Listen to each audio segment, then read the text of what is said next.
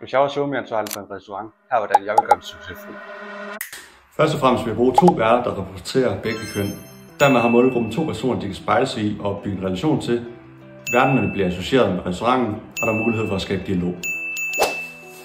Derefter vil jeg dele indholdet ind i 3 kategorier: produktfortælling, fællesskab og uddannelse.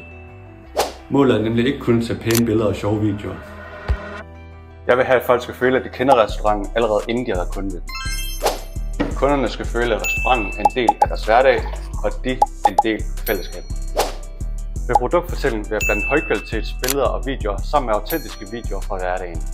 Ved fællesskab vil jeg skabe relationer og gøre restauranten til et samlingspunkt, hvor folk føler, at de er en del af noget større, f.eks. med de her idéer. Ved uddannelse vil jeg skabe værdi for følgerne ved at dele viden, tips og inspiration, der styrker restaurantens ekspertrolle, og uden at det føles som direkte læring. Fordi når du laver content ud fra de forskellige kategorier og matcher din strategi, så har du ikke længere kun en restaurant, du har et brand.